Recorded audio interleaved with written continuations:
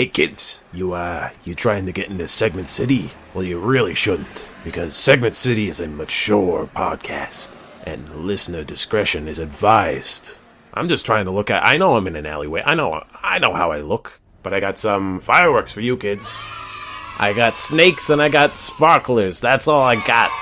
Oh, don't give me that.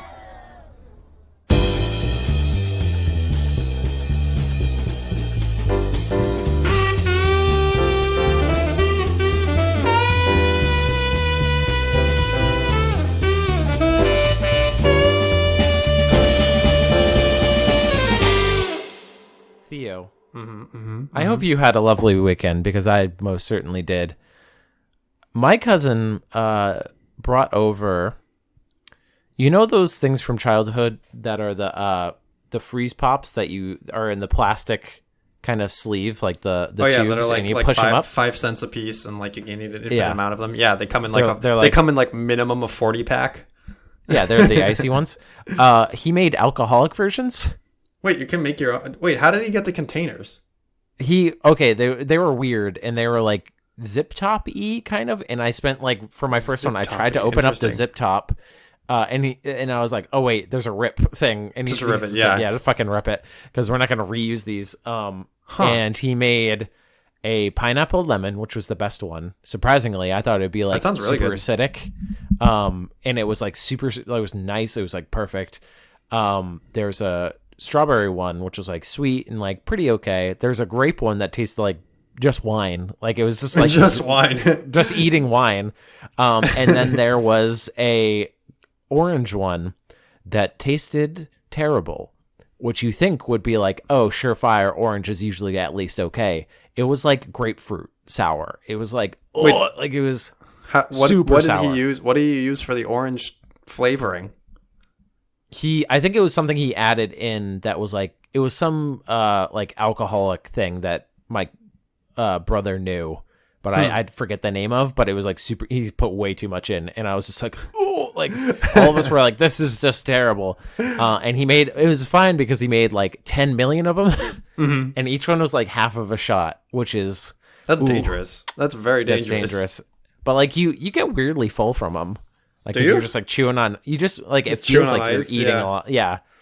So it feels like you get a lot, but yeah, it's a lot of liquid. But sometimes you got to get just like a little bit wasted here in Segment City. Welcome to Segment City, everybody. It's the end of the summer for us here. The sun's not staying in the sky as long. No, it's getting dark. It's getting dark. It's getting dark. Well, I'm Will Kane, sad summer boy. And I'm Theo Sapakos, and I'm your full belly baby. Well, I gotta tell you something. I gotta tell you something, Will. I'm sitting here. You know this about me, that sometimes when there's a plate of good food in front of me, I just can't help but eat too much. It is a compulsion. You know this about big me. Fatty. You know this about me because specifically when we went to San Francisco and we went to a restaurant there, and I got maybe one of my favorite dishes from a restaurant, maybe ever. Like top 10. Me too.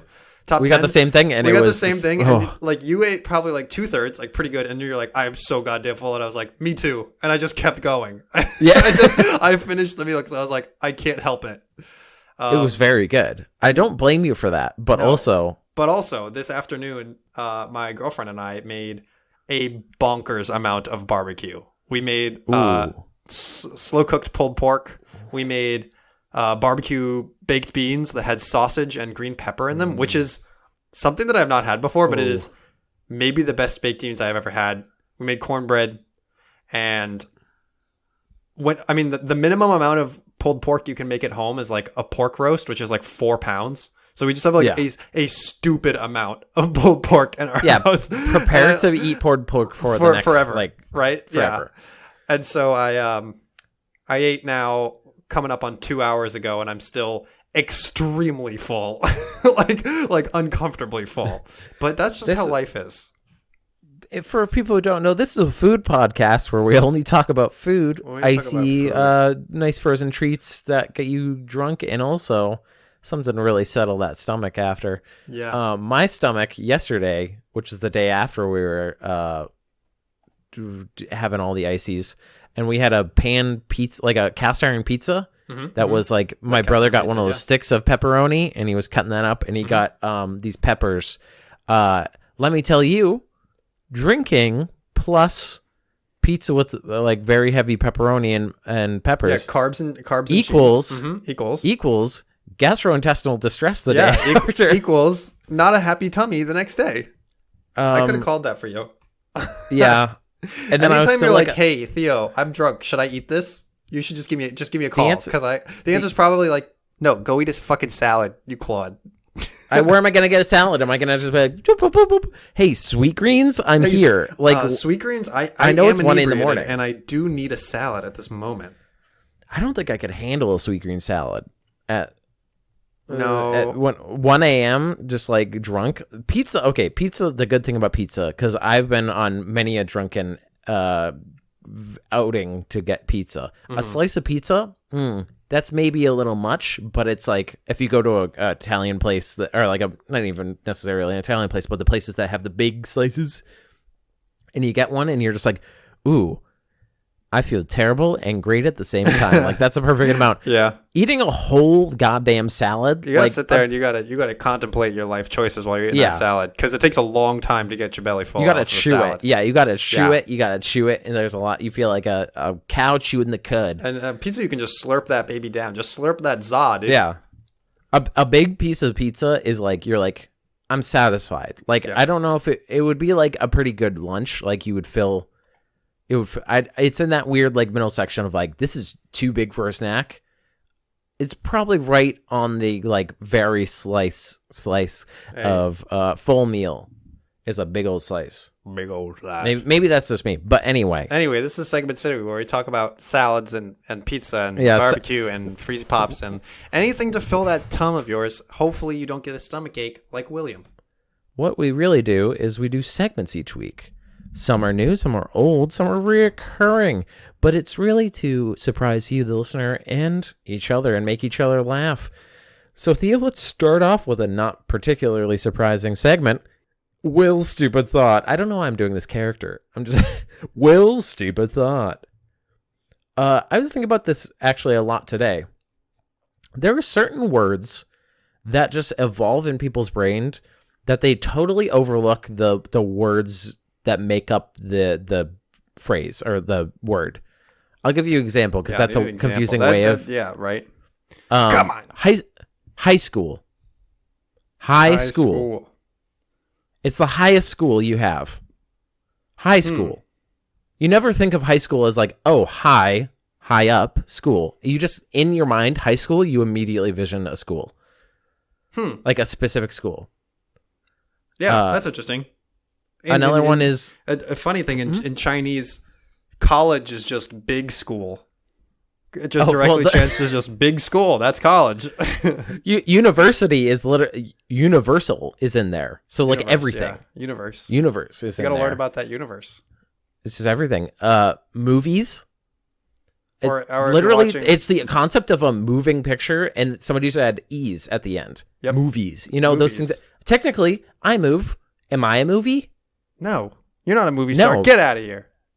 Maybe I could be. I was watching Korra with my girlfriend, and she was like, "Why are they called movers?" And I was like, "But that's equally as ridiculous as movies. Think about what you're asking." That's the whole shower thought. Is it's so ingrained in our mind that it's just associated with that thing. I think it was probably originally called a moving picture, and someone was like, "That's too long."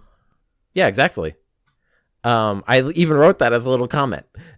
Moving pictures is too long to say. It's too long.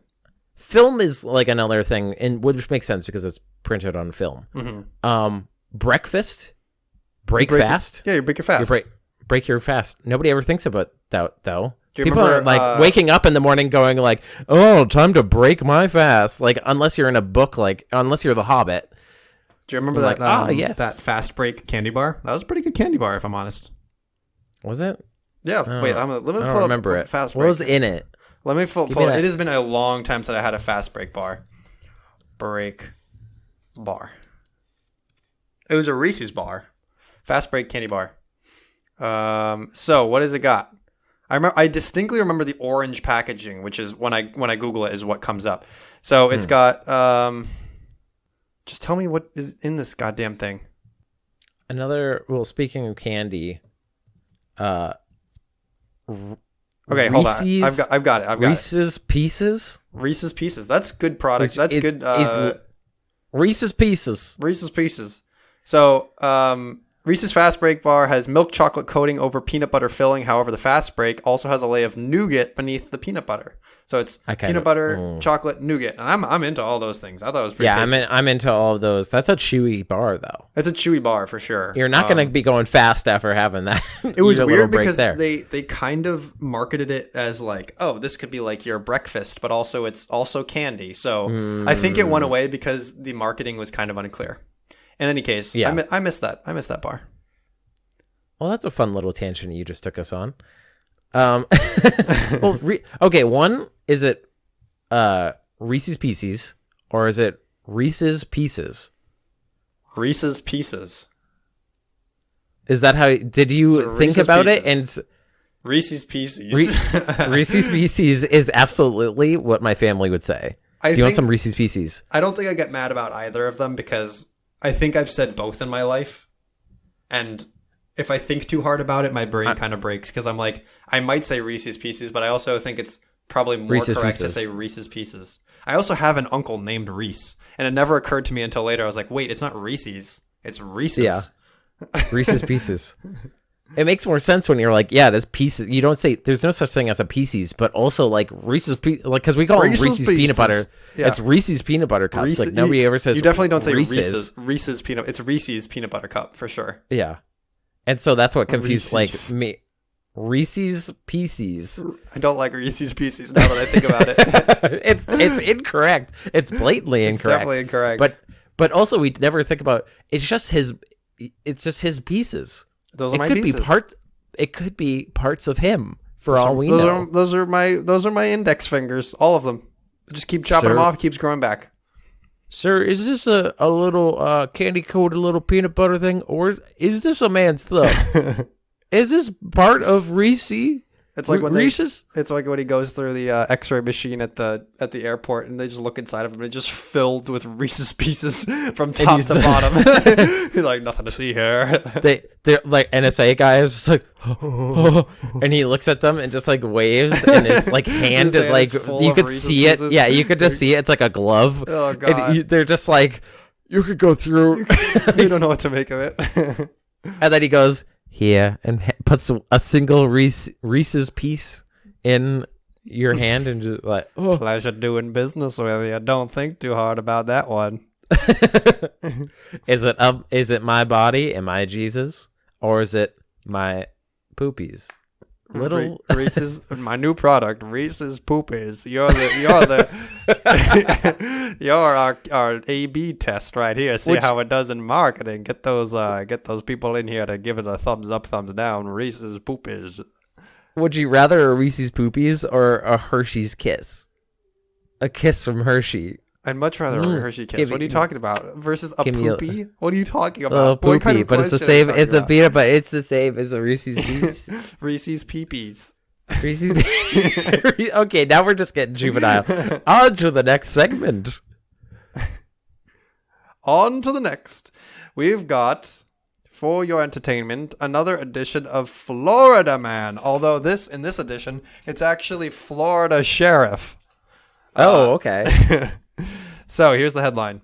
Florida sheriff who recently endorsed Trump arrested in sex scandal. Here's the article. In May 2019, Daryl Daniels, what a name, Daryl Daniels, he's eligible to be a superhero because of that alliteration. Daryl Daniels, a Florida sheriff, called his deputy and said he was being followed by someone in a Jeep and believed he was in danger. All right, so step one, call cops. Cop calls his deputy being like, I'm in danger. Mm-hmm. Daniels was being followed by Sierra Smith, a woman with whom he had been having an affair for 6 years. She was on her way to their regular meeting spot. Daniels falsely accused of Smith of stalking him. Although Smith was detained for hours, she was never charged, and Daniels ended up in jail. So the cop was like, I gotta get out of this affair. I gotta come clean. Wait a minute. I'll just have her arrested. The Washington... And who says that cops are corrupt? The The Washington Post reported that following a year-long investigation, Florida authorities filed 4 charges against Daniels. He was then arrested. Daniels will be up for re-election in a few days and questions the timing of his arrest. He refused to drop out of the race and insists the scandal doesn't prevent him from doing his job. Okay, well, quote, the one thing I take ownership of as a man is my failure as a husband. That has nothing to do with me as a sheriff, unquote, Daniels said in a video. Sir?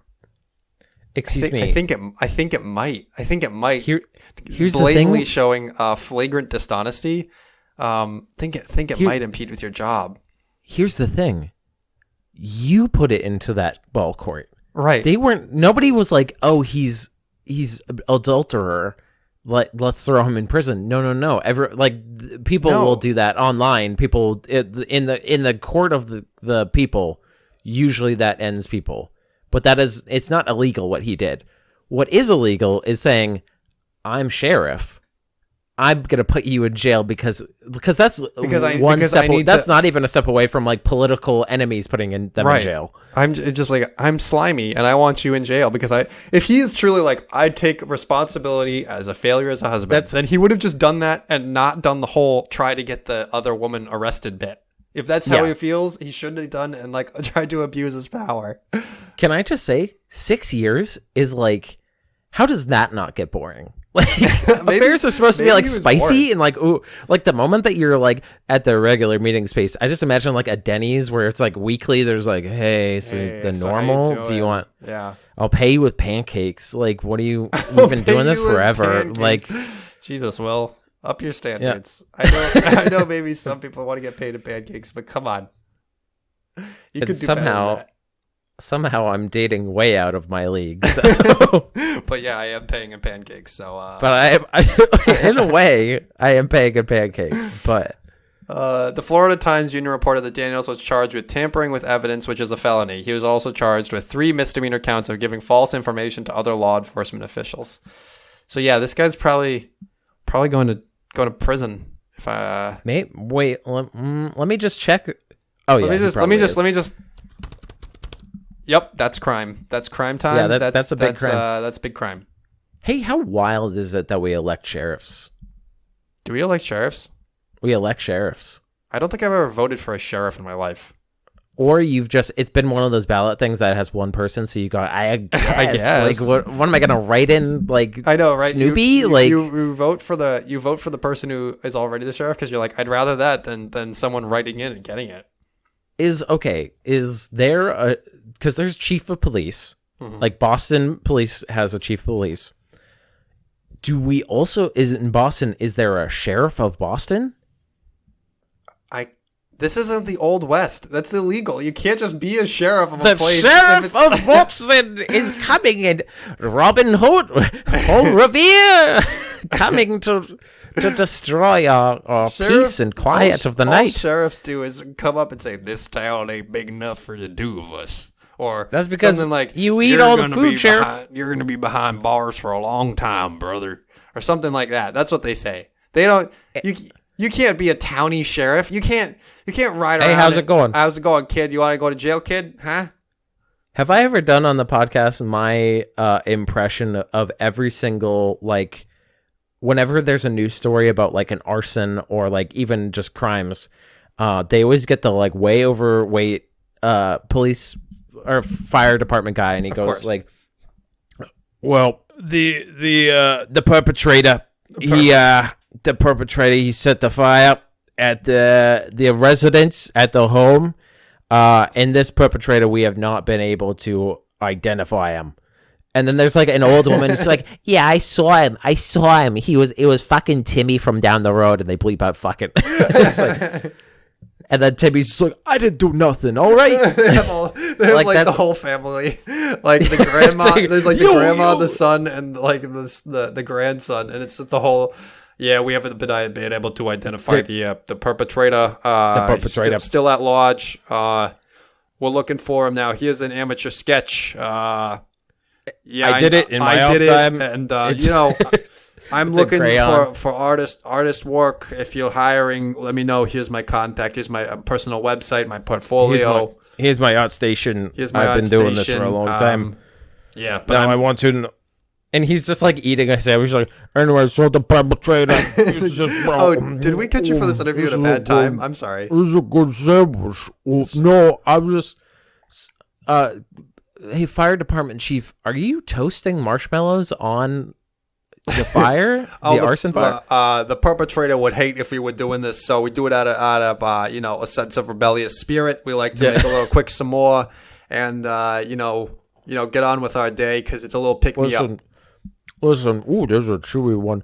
The perpetrator is known to come back to the scene of the crime, and we're hoping that he'll see the marshmallows and we'll toast them. You can say, those are some good-looking marshmallows. Hey, and then he starts having them, and we get them.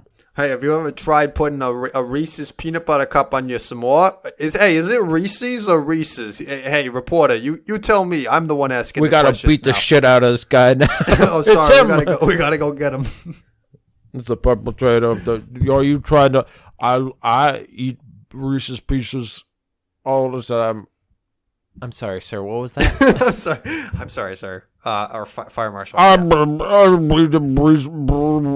Oh, he's too close to the fire. He's melting. We gotta move on. Turns out he's made of wax. We gotta get out of here. We're moving on to the next segment. We gotta get out of here into our next segment. This is some video game news. We're getting beep, beep. Breaking news. We got some breaking news. It's but it's like pixel, like boop boop boop, like 16-bit music, 8-bit music. So recently there's been a Nintendo Direct for Mario's 35th anniversary. Holy moly, that boy is he better old. have a substantial 401k at this point because he's looking down. He's looking at another 25 to 30 years of work and then he can finally retire. He is about, how old do you think Mario is? I know there's a huge controversy about whether he's actually people because of Mario Odyssey, where they had New Dunk City, which had realistic looking people, and then Mario just looks there. He's just like, it's a me, a human? What do I don't feel like look like you. To be let's just say this. I've never met a plumber who is underneath, say, mid-40s. So he's got to be at least mid-40s, right? I'm pretty sure that to be a plumber, one of the qualifications is you have to be in your mid-40s.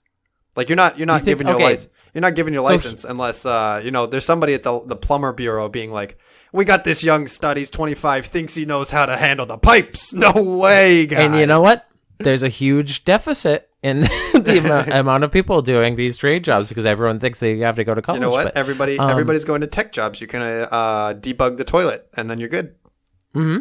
Yep. I think 35 is. I don't know. I disagree. I don't think I've never seen a over 40-year-old plumber man be like running and hooting and hollering like Mario does, like yippee, jumping through your pipes. He's like, oh, I gotta go up and he gets this rickety ladder out just very slowly, like, can you hold the bottom? And he goes up the rungs, and each one is almost about to give way, and you're like, ooh. So I don't think he's gonna be running and spinning. And Mario is a cartoon man. Would you play a Mario game if they made one about him actually doing plumbing work? Would it be like how in BioShock they had that like pipe mini game when you wanted to hack things? Like, would that be the gameplay? I don't know. Would it be like a match 3 like phone game? Like, what would you do for it?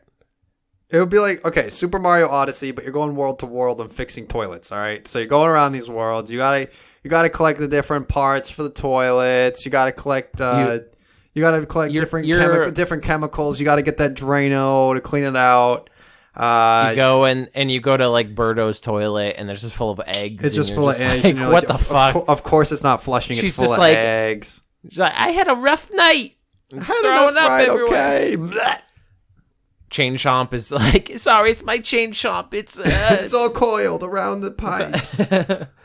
Don't scare him. He's a real sweetie. And Mario's like, oh, get it away from me. Toad's toilet is full of dead bodies. You know that kind of stuff. Whoa! I didn't expect you to get here so fast. I'm trying to flush. So tell me more about what's happening with this 35 years of the Mario Brothers. Okay, so there was a series of games that were announced. I don't think of any brand new one except for one that is specifically an old game. That's a weird thing to say. Mario 35 or whatever it is. Yeah. So, okay, let's start with that one because I think that was one of the first ones on the Direct. It is basically Tetris 199 that came out just a while ago. Mm-hmm. And they're doing it for Mario, and you can affect other people who are playing like 1-1 of Mario and try to mess them up so that you're the last person in a battle royale. Mm-hmm. I don't hate it. It's a fine idea. It's fine. I'll probably play it for an afternoon and then put it down. Exactly. It's going to be free, limited time, and if I didn't have Nintendo Online, I would be like, this isn't worth me getting Nintendo Online for. It's not like a system seller, so... Wait, it's free limited time? Pretty sure. That's what I read. Oh, that's weird. Yeah. There's also Mario All-Stars, which is the old Mario All-Stars, which was on the Super Nintendo. Mm-hmm. So it's just Mario 1, Lost Levels 2, and 3, which they gave better graphics to. Mm-hmm. Which is kind of ironic, seeing that they also announced the 3 platformers, which was Mario 64, Super Mario Sunshine, and Super Mario Galaxy, which they did not increase the graphics no, they for. didn't, right? Yeah, it was funny seeing like the people posting about how like, you know, Spyro got that huge remake and now it like looks gorgeous, and Nintendo is like, nah, we'll just give you Mario 64 again and you'll play it. It's fine. It's fine as is. It's the hubris of it, which I think we're mostly going to be talking about the 3D one because that is the most controversial. The rest of this stuff is like fine. I've played. Yeah. I used to have on the Super Nintendo the Mario All Stars, and it's like I'll play some of those games again, but they already have like Mario 3 on every other. Like all these games have been re-released so many times, right? And the only new one Sunshine, is the only new the ones that haven't been re-released are Sunshine and Galaxy. But that's because they're like relatively new. They're newer. I think there was a re-release on Wii U for Galaxy, but not Sunshine. Sunshine is the only one that I don't think has gotten anything. Was Galaxy 2 on Wii or Wii U? It was on Wii, right? That was on Wii, yeah. Okay. I haven't played... which is not included in this.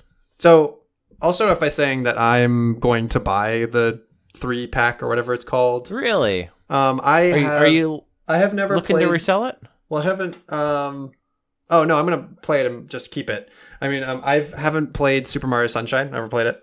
And I have never fully played through Mario 64 front to back.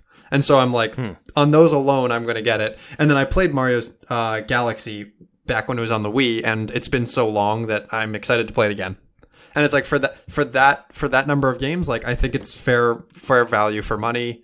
The weird bit is the timed window of when you can buy it. Like, yes, that is the main. Okay, so let's talk about that. So it's for people who know, it's Galaxy, Sunshine, and Mario 64. It is limited time, both physical and digital. Only gonna be available until March. Right. I guess you get the physical version of it because if you ever do feel inclined to resell it, it has more value as a physical version than a digital version. Yes, I guess that's the move. The reason I asked if you were going to resell is because like I know people that were like, yeah, I'll just of course I'm going to resell this. Like people who are into Nintendo are very into Nintendo. Yeah. And like Nintendo their business practices are weird. Can we just say Nintendo is very strange with their business? Someone I was talking to was like, isn't it weird they didn't include Super Mario Galaxy 2? And I was like, no, they probably did some market research that was like, actually, my friend made this comic. It was like they probably made market research and determined that like adding Galaxy 2 doesn't make people any more or less interested in it. So they were like, nah, we're just not going to include it. And they'll probably do it as my thought was they'd probably do it as a separate release. Like they'll probably just remaster it and release it separately at some point. I think it's because I heard that Galaxy 2 just had a lot of Wiimote stuff. Okay. And so they were like, that's a lot of work. Mm-hmm. And they might have also done like, well, we're not going to get that much back. Because they also did I watched the entire Direct, and they had like the history of Mario, kind of like going through all the games. Mario Galaxy 2 was not on that history, It's also weird because Mario Galaxy 2 is the only sequel to a 3D Mario game. And so I guess they probably think, like, 3D. Yeah, only 3D sequel. And it's probably, like, I know that shouldn't matter, but to Nintendo, because they have weird decision making, it probably does matter and makes it, like, different in their mind. Like, They might see it as a spin-off. Weird. Yeah, Nintendo's just weird about it. It's like... Okay, it's because they're definitely... Okay, so they're doing this for March, one, because it's a very blatant... That is the end of their fiscal year.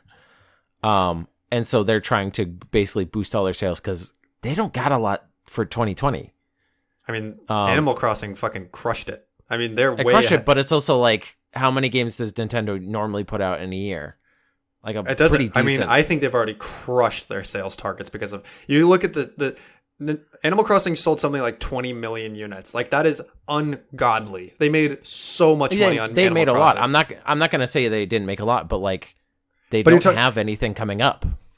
You're talking about coming up. Okay, yeah, that's fair. You're talking about hitting their next year fiscals, not this year fiscals. I don't think they can just be like, well, let's put our feet up. Animal Crossing did it. Like, I mean, to some degree, I mean, no company is ever like that. But they so overshot what their projected earnings would have been for this year that they're not doing this like time to March thing for this year. They're probably doing it for next year, for next year's fiscals. No, well, why would they do it for only until March of this? Is it? I mean, maybe that's the end of their quarter. I mean, it's based on quarterly earnings, right? So as opposed to their financial quarter. Sorry, I misspoke. Yeah. Because they literally didn't put anything out this quarter. I mean, I think someone made the comment of it seems kind of like they're copying Disney's business strategy, and Disney is like. The vaults vault. And putting things in and out of the vault. I really hope that doesn't become a thing that Nintendo starts doing because it sucks. Like, as a consumer, it fucking sucks. Here's the thing about that, though. That the Nintendo Vault, or the Disney Vault, sorry, was only a thing in the 90s. I think 90s and 2000s to some degree. I mean, they did it with Blu-rays as well. And now it is only for collectors. Right. Who have definitely seen through that charade. Right. Because it's all on Disney Plus now, because that's the new business. Right. So like you're just getting like, oh, we're gonna put, maybe they'll like cycle things out, and that's gonna be the new Disney Vault of like, you can't watch the Aristocats, but you can watch like Johnny Tsunami, and you're like, oh, okay, all right. And that's what gets people back in. But for our digital world where you can just emulate games, why am I going to care about like a re-release where they didn't even do anything? I think this feels very lazy to me. The 3D one, they didn't do much other than up-res things, which is fine. But also, as you said about the Spyro thing, they completely redid everything for Spyro and Crash Bandicoot. I think if they did a totally remastered just Mario 64, I think they would sell a lot.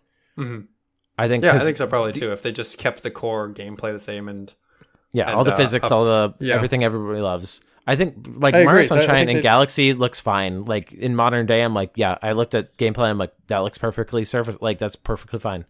I mean, the sales of this 3-pack will determine whether they need to do that or not. If this 3-pack sells super well, then consumers have proved to them that they don't need to put in the work to make a good-looking Super Mario 64 because they'll just buy the old version. It doesn't matter. It's like, the sales will really be the telltale sign, and I think it's going to sell perfectly well. Like, I'm going to buy it. So I think it's going to sell because it's Nintendo. I think, like Final Fantasy Crystal Chronicles that we talked about last week, it's a series of publishers and like game people just being like, yeah, just shit out a remaster. We're just going to up-res the models or whatever. If we still have all these assets, like, why not just do that and like get some money? Because it's probably relatively cheap, and then they just get a quick turnaround. But I think it's going to lead to a lot of lazy ones that are just cash grabs, and then that's going to sour the market for a lot of. I mean, what else can Nintendo do that they can pull out of their vault like this? I mean, they could. They did Wind Waker. They did Wind Waker, but they haven't re-released it on Switch. If they re-release, that's literally the only Switch game that because the other part of this announcement was just putting what was it, Mario 3D World, right? And then they're having Pikmin 3, which I think covers like most of their than Nintendo Land. Like All the Switch I would games. love it if Nintendo was like, we're spinning up a new studio that is entirely going to focus on just remaking games, not remastering, remaking games. And like, you know, a year from now, they're like, we're remaking Ocarina of Time from the ground up. Like, we're remaking it. That would be fucking dope. I would love that. Here's the thing. They did that. Did they? On 3DS. On Yeah. 3DS. Where So they did they'd a have- whole... Yeah, I mean, They have so that, I and they have would the love it if Majora's they Mask. did it. I mean, Switch is approaching the popularity of the 3DS, right? Like 3DS sold bonkers well, if I remember correctly. I don't have numbers in front of me, but the 3DS DS, did really I think, well. is the most popular. Yeah, DS is the DS most was popular, popular. but 3DS also did really well. Yeah. It's so right now, like the only other thing I heard for the fiscal year, or yeah, the rest of the year is Pikmin 3 that they're putting out, which is a redo of a Wii U Yep. game. So that's not like they didn't have to like really put the nuts and bolts out on that one. Yeah, it sort of feels like you get out what you put in, and they're not putting in that much effort to the Pikmin. Like as someone who never played Pikmin, the remake or remaster or whatever didn't look good enough for me. It didn't look good enough for me to actually get into Pikmin. You know, if they really like put in a bunch of effort to it, then sure, maybe you get me, but no, you're not going to catch me on just like a remaster. I think because I've heard rumors that they're going to put out a more powerful Switch and that they're saving up a lot of games to like push with it. I could see that. I mean, presumably the original model of Switch would have to continue to play these games that would just look better. I mean, that's the thing. Like, it's almost like they don't need to put out a more powerful Switch because the Switch is nobody's primary console. And if it is your primary console, then you're not a serious gamer. That's okay. One, I'm going to hard counter you on that one. Sure, do it. That is some big gatekeeping you just did. I think it's if fair. You are not a gatekeeping. real gamer. I mean, I don't think unless you were playing a PS4 or okay, PC. Okay, here, put it like this: if you own a Switch and it's your primary console, I don't think that market section cares enough about a more powerful Switch to go swap their Switch out. That's the assumption I'm making. I think that is a fair thing to say. I didn't mean to say that they're like not serious gamers. I mean like you did. what I meant to say is like they're not willing to spend between hundreds and thousands of dollars on gaming as a hobby. Like that's what I mean by serious gamer. I mean like making it a substantial financial investment in it as a hobby. I feel like Nintendo has been smart as a brand and they haven't put their eggs in the hardware basket. I think they kind of saw like, what the Wii did really well. They used to be like on the cutting edge kind of with like Nintendo 64 and Super Nintendo, but like GameCube was like just about there too. And then when they hit the Wii, that was immediately like the graphics quality is like way down. And then they kind of were like, wait, we can just do like stylized stuff and everybody loves it and eats it up. I think Nintendo's fan base is very into Nintendo stuff. And so I think they're going to be buying all this stuff, but I don't like for a normal consumer, for an average consumer, I'm not sure how I think the 3D is going to do well. I think the 3D, like the collection is going to do well. I think 3D World's going to do fine for people who missed it on the Wii U, but I'm also like, I don't know, Nintendo, what are you doing? This is such weird marketing and things to do. I just don't think there's any need for a more powerful Switch. Like Switches during the beginning of quarantine were already sold out, and were like really scarce to come by. And I don't think, I mean, if they put out a new Switch, they would have to lower the price of the current Switch probably, or they keep the current Switch at its same price of $300 and they put out a Switch for like $400. But at the same time, like who's going to pay $400 for a Switch? Like I just don't see it. It's the, I mean, other companies have done that for PS4 Pro. But putting out a more powerful Switch when people are like saving pennies and pinching their wallets to save up for like an Xbox Series X or a PS5 just doesn't make any sense to me. Like, I think why would you get a more powerful Switch when you could pay almost the same amount, maybe $100 more for an entirely new console for an entirely new experience? I think, one, that's just the fan base. I think the Nintendo fan base that would trade in their existing Switch for a new, more powerful Switch, I think that's a small fan base. I don't think that's a huge fan base. I think it's a decent amount of fan. Here's the thing, though. 3DS did exactly this. Right. They made a bigger version. They did the 2DS. Basically, they already just put out the 2DS, which was the Switch Lite. Right. The equivalent Right. of a cheaper version that is all like you don't transform. Right. Next they're going to do like I forget what the thing after was. It was like the 3DS. There was the XL, and then there was the XL something that was like the new. It was like more powerful and could do graphics better. Like it was a slight upgrade, and it had an analog stick, and that was it. Yeah. And people kept on buying those. Like so that I think that's the. I would love to see the breakdown of how many people went and bought those, and like the sales breakdown of like 3DS versus 3DS XL versus 3DS XL, whatever Plus, acronym, like whatever, 3DS, yeah, exactly. Plus, I would love to see the sales breakdown and see if that was like something that they deemed was quote unquote worth it for them. They keep doing it. They do it for like so many different systems. So I think they, in their weird Nintendo logic, are. I think for the I don't think that the Switch Plus is going to come out like immediately. I think I heard a thing that Nintendo was like, well, people are going to be buying PS5s and things like that. So we're kind of like giving them that year. And I'm just like, why would you do that for your games though?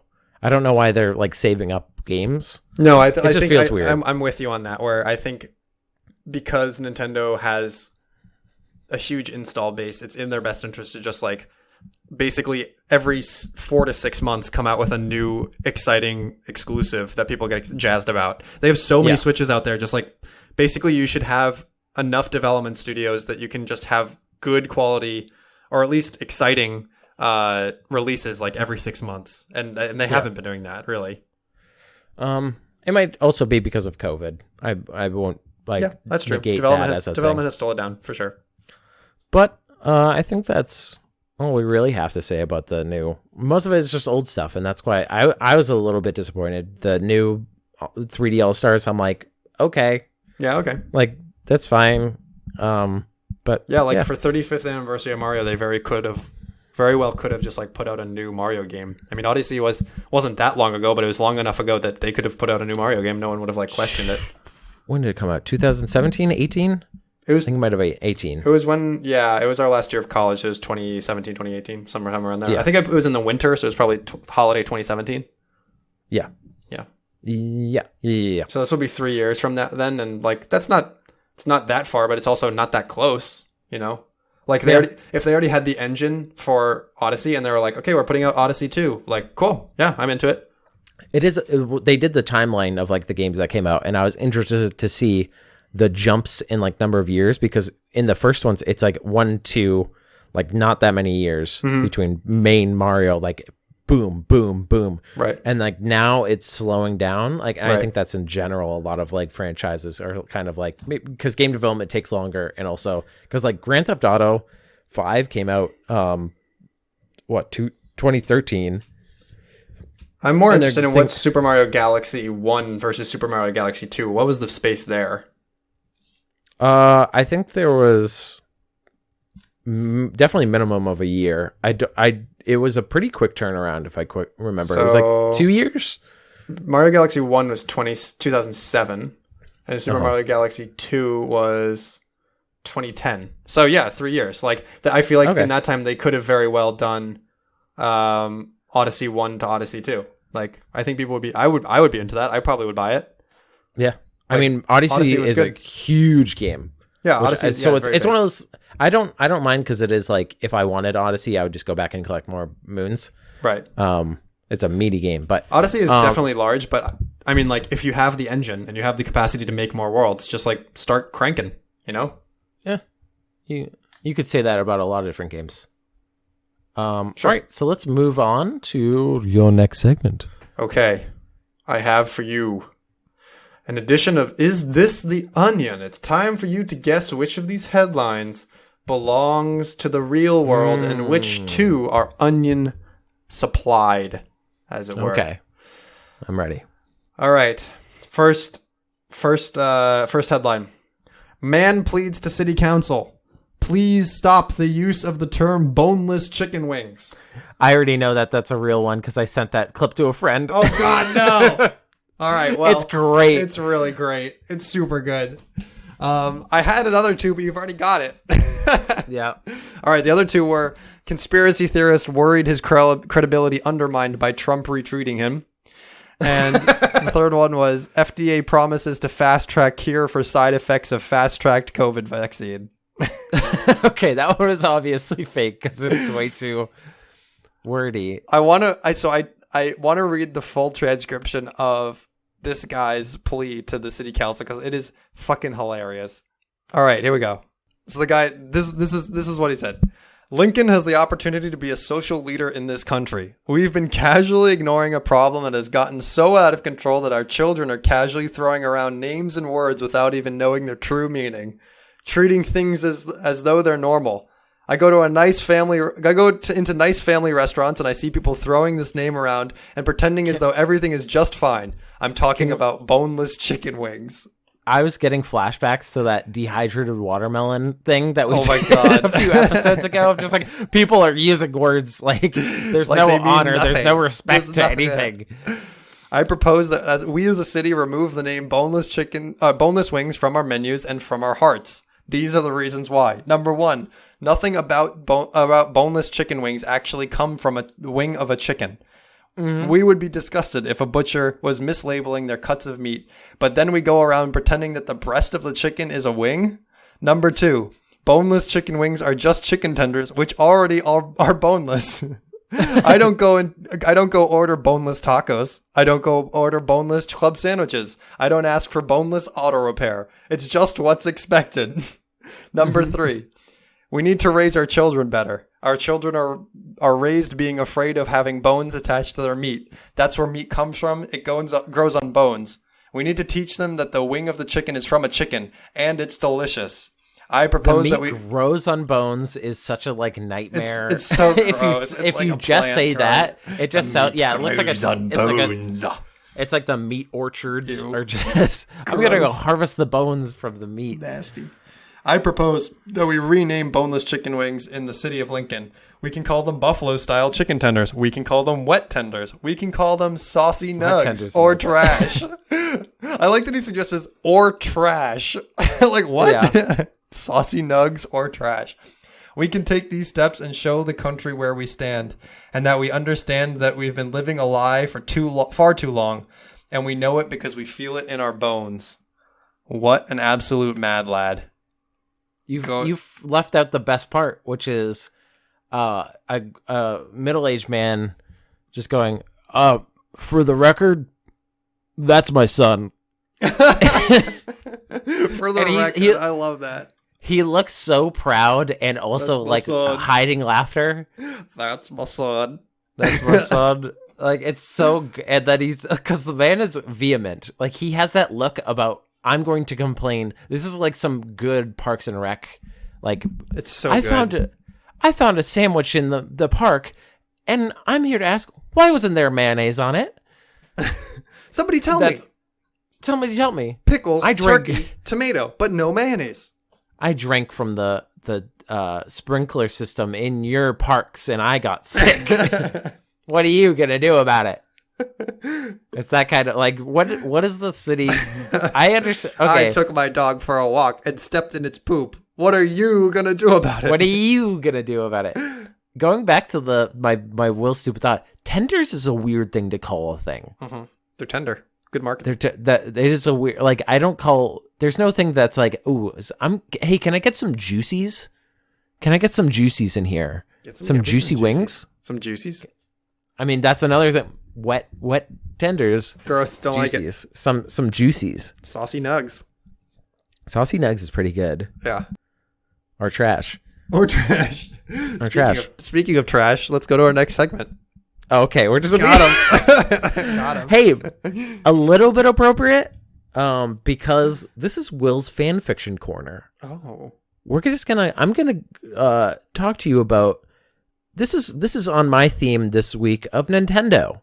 Okay, this is a Nintendo based fanfiction. It's gonna go to a dark place really quick. No, it actually won't. Oh.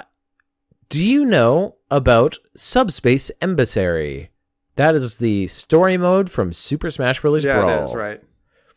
Is it Emissary or Emissary? Subspace? Emissary. Emissary, got it. Okay. Subspace Emissary. This fan fiction is called The Subspace Emissary's World's Conquest. And weird thing to write a fan fiction about. It's such a boring single player mode, if I'm honest. Is that a hot take? Yeah. I remember playing through all of Brawl's like single player in a night. Like we got Brawl and then we stayed up like a lot of the night and then just woke up I remember doing that too. But it was because you had like you could do it to unlock characters. I think. Yeah, if you went back and like played it for fun, you would be fucking bored. Right. But here's the wackiest thing. Normally, you would let me give you the quick like the rundown. This is from the author himself, who is at the writing of. There was a Q&A done with the author, who is in his early 20s when they interviewed him for BuzzFeed News in 2013. They said he was a 21-year-old. Okay. So this is the plot synopsis from his own words. For people who might not have the time or the literacy in Super Smash Bros. To read your work, can you summarize the plot? And for the record, because I've researched this is the most succinct description of the plot. I'm in pack a lunch. That's what that means. For starters, it's a sequel to The Bond of Aura that tells about my OC, original character, named Chris, who has a fateful encounter with a special Lucario. They put in a species of Pokemon because it's a BuzzFeed, who is scared and curious of what has happened to him after ending up in the real world where there are no Pokemon or battles. Through that story, Chris tries to make Lucario's stay in the real world an enjoyable experience by teaching him common practices such as reading, cooking, and other household chores. So kind of cute. That's fine. If you got a Pokemon in the real world, that's the most boring. That's the most boring fan fiction. I'm sorry. It feels like a Totoro-y kind of like, oh, magical animal. Yeah. All the while bonding. Hence the bond part of the title. Thanks. Great. Chris can do all that without his parents getting suspicious because his parents are conveniently away from the house nearly all the time. That's very on the nose. Because that's like literally. Then he says literally. But said parental neglect stems from Chris's own actions, and he himself is struggling to live in solitude. Getting a non-human person dropped into his room wasn't the answer he was expecting, but he managed to live with it. After a lot of anxiety, Lucario eventually deems Chris as his true trainer. That is just the OC. Like, that is just the prequel to this. Got it. From there, the large sequel came about. One Super Smash Bros. Brawl copy leads to the discovery that there are many worlds, or rather video games, out there separated from the real world, and that said worlds are being targeted by Taboo, who's the boss from Super Smash Bros. Brawl, and his subspace army to expand the subspace realm. The plot of this is a what-if version of the real final battle against Taboo gone wrong. Master Hand is himself the leader of the faction, and he's the one who makes a hasty decision to go into the real world to get outsider help to stop the army moving out. Luckily for him, he gets the help with mixed results. So basically, he gets Chris in with his Lucario to kind of help with dealing with all of these characters. Because he's from the real world, and he's played like Super Smash Bros. Brawl. Not only that... that makes him very unique. Yeah. The theme of bonding with others becomes even larger. Because there are over 40 main characters running around, character development comes in several different doses. Not only that, but Chris's knowledge of everything is either a boon or curse depending on the situation. It's not just about him and X knowing each other. The rest of the cast do have other people to talk to, which leads to varying degrees of development. I knew beforehand that representing the main characters' worlds in arcs would take me to the point that, for example, if Solid Snake were recruited at the last arc because the final battle, he wouldn't get enough development. So I came up with the idea of making a massive multi-crossover story that not only includes the worlds of every Smasher, but also extends to many of their different storylines, and more important of all, includes games outside of Nintendo. So like Final Fantasy games, Chrono Trigger, Mega Man Legends, Star Ocean 3. Now, people will probably scoff at the mere thought of including non-Nintendo worlds, blah, blah, blah. So in a few worlds, words, each Smasher character has their own personal dilemma and views that clash with other characters. The Subspace Emissary's world conquest is not only about stopping Taboo from eventually reaching the real world, but it's about everyone's struggles to overcome their challenges as people. Why am I talking about this fan fiction, Theo? Please tell me. Do you want to know why? Please. It is cited as the longest fictional storyline. The Ever? longest written storyline. Like fictional. How long is it? The most worlds. The most words, it is. Let me look up the stat. It is in June of 2018. It has 102,217 words. That's a lot of words. 4 million words. I will give you. I need a point of reference, like double spice. 2,000. I remember having to write 2,000 word essays in school, and it was like, what is that? 4 pages double spaced or something? It's like it. Let me see if I can find what a comparison would be. There's a French book called Okay, I'm not going to read the French. In Search of Lost Time. Okay. And that is what used to be, I think, the longest work. Okay. And this is 3 times as long as that. It is 6 times longer than War and Peace. War and Peace is a long one. Holy shit. Yeah. So is this guy still working on this fanfic? Is he still going? It is. It has hit a stopping point. Like he has said that he will continue if he wants to, but right now it is stopped. But there was a time that he restarted to work because somebody else's fan fiction overtook his. Oh my god. And that is called Ambience, a Fleet Symphony. It surpassed it. And so in response, the author of Subspace Emissary tweeted, "I will reclaim my rightful throne." Of course he did. And then he did. And so this is like if like fucking Hideo Kojima was like, I'm writing a fanfic and it's gonna be long as hell. Yeah, basically. I can give you other comparisons. It is 13 times as long as Ulysses. Okay. It is, I think, let me look up what's a good book for word count, because this is 4 million words. Let's do just do like The Hobbit or something. Like just a good easy place. Well, a lot of people have read that.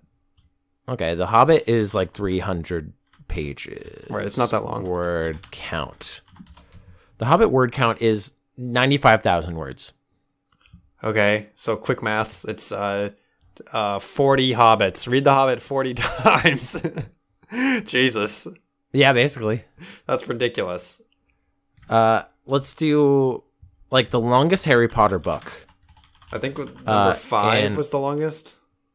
The Order of the Phoenix. Yeah. Paid word count. That is just about 250,000. Cool. Words. So read that 16 times. Yeah. It's okay. Can we just talk? Okay. So the reason that the guy gave for making this is that he wanted to learn English better.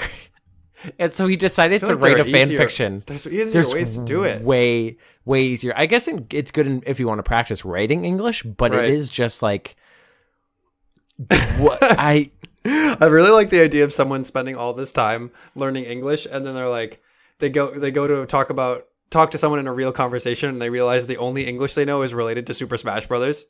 Like so they anyway, only know, so anyway, Samus Aran. Am I right? No, I don't. Ganondorf Downby. Fox McCloud was good in Super Smash Brothers Melee. Fox only Final Destination? Are you asking me on a date? No items 1v1? 1v1 me, please? Please? And what I didn't... Okay, so that was the shortest. His synopsis was long because they said they did this Q&A with him, and he added corrections to his answers. Like, he did paragraphs and paragraphs per... Oh so God. He's just a wordy fucker. Yeah. And you saw how it was kind of like meandering. It's like if Hemingway was really into Smash. No, it's the opposite. Hemingway is very terse. Hemingway is very concise. Yeah. He's the This the opposite of Hemingway. This guy needs to take a little dose of Hemingway. Yeah, exactly. Yeah. And every character has their own arcs. He's the George R.R. of Smash Bros. It's the only context that you can say, I read the Sonic arc and it was really good. I've heard it's okay. I heard it's not infamous like My Immortal. The most interesting thing that people say about it is that it's so long. All right, next week on Segment City, we've got Will's review of the Smash Brothers Subspace Emissary fanfiction. Imagine doing what would that work the best as? And I don't think a documentary, because what would you do? You maybe interview him, but that would be it. Maybe it's like, you know how there's the Paul Blart Mall Cop, like you have to watch it every year kind of thing. It's like you have to read through the entirety of Subspace Emissary and do a paper about it. I hate it. I think that would be like the worst thing. Yeah. Oh Lord. But anyway, that was the longest fan fiction ever written and the longest piece of fiction ever written. I don't think it would have been because there's a thing called Homestuck. You've maybe heard of it. It's like famous on the internet, where if you go to conventions, you'll sometimes see people with like orange horns and their skin is painted gray, and that's Homestuck. It's weird, but like it has a lot of pictures, and if it was printed into a book, I think that would be the longest book. Okay. If you included the pictures, because I remember we were talking about I was talking about this with, of course, Annie, and she was just like, "Wait, isn't Homestuck?" And I was like, gotta go look that up." Nope. So it's crazy, but this episode might have felt like the longest thing ever, but now it's over. Thank God. Now do a book report on it. Oh shit. Shit.